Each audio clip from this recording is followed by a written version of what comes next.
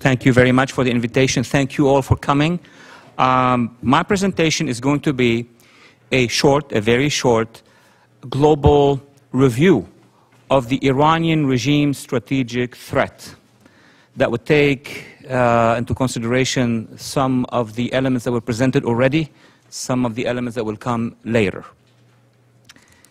From a historical perspective, this is a regime which is at the same time not predictable on the tactical level, but very predictable on the long-range strategic levels. And that's an important point in view of how the US government, the various administrations, and also the Congresses have reacted to this long-term strategic vision of the Iranian regime, or did not actually react well, as we see in the past 5 years. The regime came to exist in 1979. I published a book in Arabic in Beirut, because I used to live in Beirut before 1990, before I relocated here. That was my first book about Iran, 1987, in which I've analyzed, at the time in 1987, the long-term projections of that regime. The book is at the Library of Congress because it's not distributed in America, it's in Arabic. It should be probably translated. And in that book, I defined five principles, strategic principles of that regime. And over a period of 3 decades, I mean, we are lucky to be still alive and be able to look at the projection of a work that was done in 1987 for 3 decades. Those 5 principles, which are verified by most experts, including the prominent experts on this panel, are, number 1, ideological.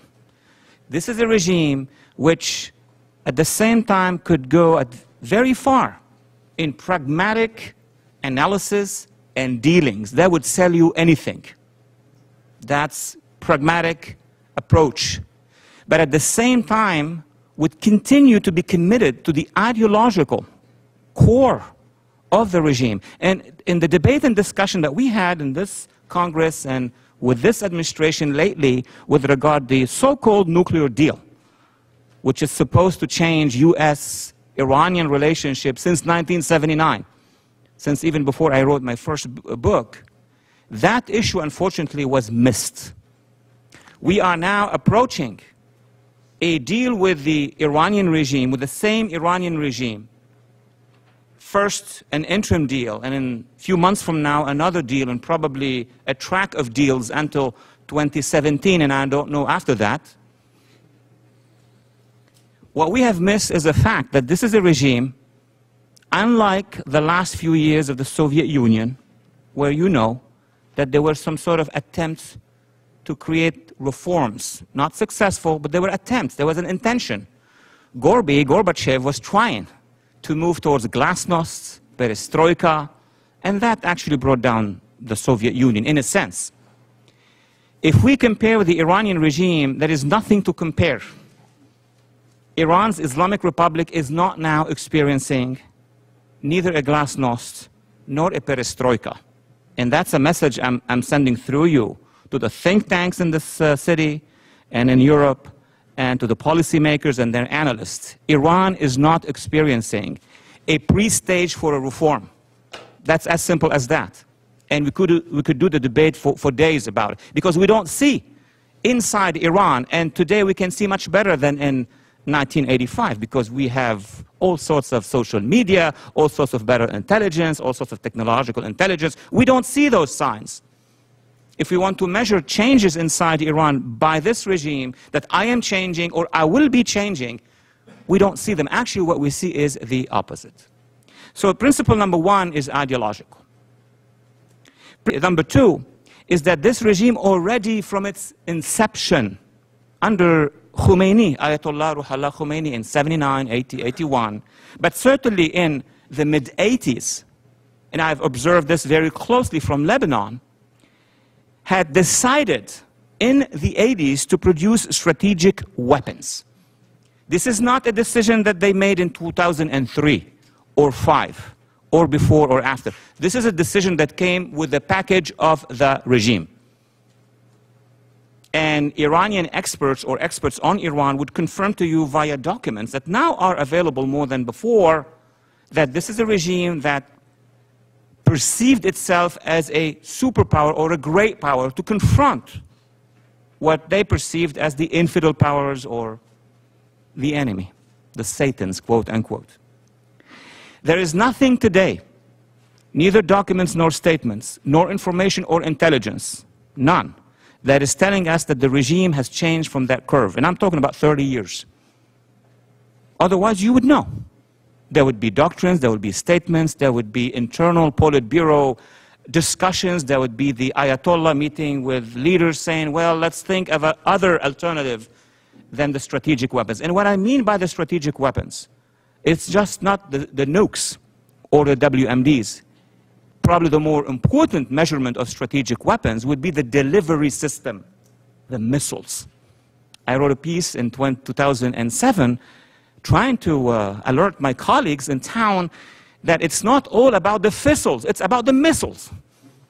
Because you cannot have a nuke and don't have the delivery system. Otherwise, that nuke is a target, is an easy target. And many in Washington, unfortunately, and in Brussels, have missed the point, a crucial point in the Iranian strategy. And I tried to make that point under the previous administration and this administration and many administrations in Europe. That the Iranian regime, and I could be criticized for that or countered with other arguments, but I still maintain that the Iranian regime is a rational regime despite the fact that he has an irrational ideology. Now, we could lecture many hours on this. It could happen, it did happen in the 30s in other parts of the world, including in Europe. You could have an irrational ideology, a terrorist ideology, but the means and ways to implement this ideology could be terribly rational, smart, scientific, to a point that creates human tragedy. Point number 4 is that the Iranian revolution, against all the arguments made by the Ivy League experts on Iran, is not a nationalist revolution only. It is, of course it is. But it is in its essence an international global revolution. Its outlook, its global reach, as for the early Soviet view, is global. Yes, the Stalinists defended the Soviet Union in Russia against the Nazis. That was a patriotic nationalist defense. But if you ask the Communist Party of the Soviet Union, no, that was a fight against fascism worldwide. And the result of it was that the Soviet Union, having pushed back against the Nazis, sliced half of Europe under its own control. Otherwise, the Soviet armies would have withdrawn back to Russia, like we did. Number 5 is the issue of the enemies. The Iranian Islamic Republic was not shy, is not shy about determining who their enemies are. They could be pragmatic about how not to talk about it all the time, depending on your strategic communications needs.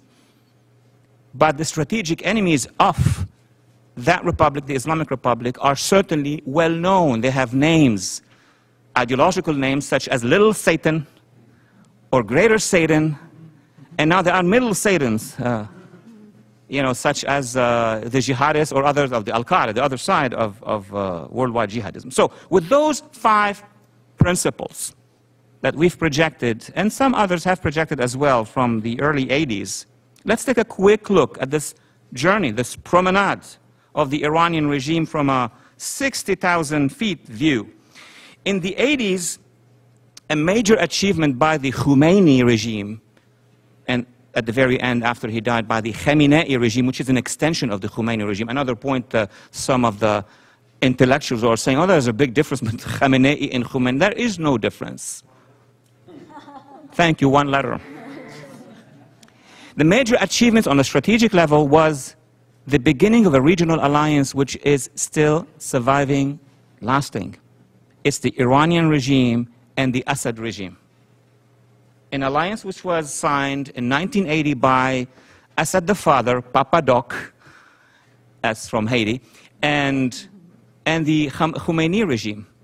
That is a full integrated strategic alliance NATO-Warsaw Pact type alliance, which would allow the Iranian regime to place assets and troops in Syria, and Syria the same, and allows both countries to join efforts to project power in a third country. In this case, it would be Lebanon. That's how you read what they've done over the years. So in the 1980s, you have that first cycle of alliance. In the 1990s, two things happened as a result of this alliance, this axis. One is the penetration of Lebanon by Hezbollah, created by the Iranian regime, sponsored by the Syrian occupation of Lebanon. Both were able to give Hezbollah this domination over parts of Lebanon. And in the 90s, there was the beginning, through Hezbollah and other organizations, of the global reach of the Iranian regime. Now, if you ask archives from all the intelligence services in this town and in Europe, they will tell you that we noted, we observed the penetration by Iranian-backed cells, Hezbollah or others, of West Africa, of Latin America.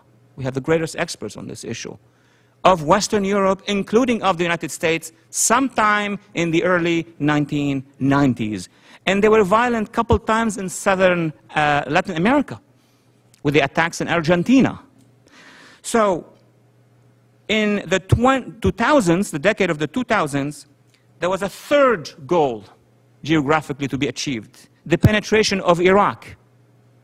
After 2003, we crumbled Saddam Hussein, of course. But then the Iranians took advantage, as we all know, and began the penetration of Iraq. Increased the global reach. In the 2000s, for example, we see that the Iranian military have now facilities in the ports of Eritrea, in Port Sudan. I mean, these are crucially important developments that we don't talk much about. They will be very important and probably very dangerous when the strategic weapon will be ready. So you have to read the components before they actually come together and make sense. In 2009, there was a benchmark, under which we now live under the last stage of the strategic development of Iranian power in the region and worldwide. In 2009, the Iranian regime was able to either produce or take advantage of two things, crucial. A, to obtain a recognition by the US administration, that's the current administration, of its control of its own country and people. And that as a result of the Obama administration refusing to side with the Green Revolution in Iran. That's how you do a mathematical equation. The fact that the US did not side, did not support, even symbolically, even by words, the rise of millions of Iranians who were very close from shaking off the foundation of the Ayatollah regime. That, if you read it from the other side, is a green light for the regime to dismiss American and international backing of any revolt on the inside. That would give them a very important point. B is to secure in 2013, that's a few months ago, 2013, through the interim nuclear deal, a recognition of influence in the region by the same administration. So if you are reading it strategically from Tehran from 2009 till 2013, you have achieved the best of your goals. Nobody's going to intervene to support the Iranian revolution against the regime, because it won't be led by the United States. And then the United States had recognized through an agreement, which is interim, which is going to lift sanctions, which actually is going to give a say to the Iranian regime in the business and negotiation. Syria. Could you imagine a few days ago we heard a statement, of course, which was withdrawn and will be redeployed later. You know, that's the system of strategic communication that we have in town today. But that the Iranian regime will be used, will be part of the negotiations over Syria. This is, I would call it, and I did call it already, an undeclared Yalta agreement between this administration and the Iranian regime, that there will be a co-management of the region in return of a non-guaranteed decision by the Iranian regime to let go of its nuclear weapons. Now, in 2014, to conclude, what the Iranian regime is going to be doing is to consolidate its regional expansion. You're going to see it from a very high altitude. Number one, it's going to consolidate in Iraq. Didn't you hear over the past, I wouldn't say hours, maybe days, talks about Iranian support to the Maliki government in the fight against terror? So now the Iranian regime is reshaping itself, makeup. I am part of the war on terror. The leading force in the war on terror against us is now part of the war on terror. And since we are now still in January, give it a few months, our Ivy League experts are going to be using that narrative. Actually, the New York Times has begun using the narrative. First column. Absolutely. An article saying, oh, by the way, Iran and America have now common enemies. That's how you begin, making it clear and nice. We have common enemies, and therefore we are allies. In Syria, the Iranian Pasdaran are not just helping Assad. What we are learning now, they are shipping settlers, how about that term, from Iraq to settle them in Syria to create a change in the sects or in the religious balance of power. It's very serious. They're pushing out Sunnis and they're bringing in Shia. We don't have a position between Sunni and Shia, but we have a position when we see a regime using a second regime to change the makeup of this country. Everybody's talking about Israel's problem in the West Bank. The Iranians have a plan to bring in 1 million Shia from Iraq and settle them in Syria. Lebanon. I don't need to expand much on Lebanon, but Hezbollah apparently has been given a green light by the Syrian regime, by the Iranian regime, by the Iraqi regime, and a sort of a light, I don't know what color, by this administration for Hezbollah to control Lebanon, and then to do a deal with Hezbollah in the future. Our colleagues have been mentioning the vision of the Iranian regime in the Arabian Gulf, or in the Persian Gulf. I fully agree. There is a plan for projection in Bahrain, in Eastern Arabia, where there is a Shia majority, but also in northern Yemen, where you have a community that has been already penetrated by the Iranian regime. So, having seen what the Iranian regime is trying to do, how do we look at the final finding? The final finding that I have is that the Iranian regime is playing the following three components of a strategy. Number one, they are ensuring that the West is not going to block them. Nuclear interim agreement, non-intervention to support the Iranian revolution. They're cool, they're rolling. Number two, they are expanding and consolidating a geographical area from Beirut all the way to Afghanistan, where they will have a domination and a control, some enclaves that are problematic, but they will have a control.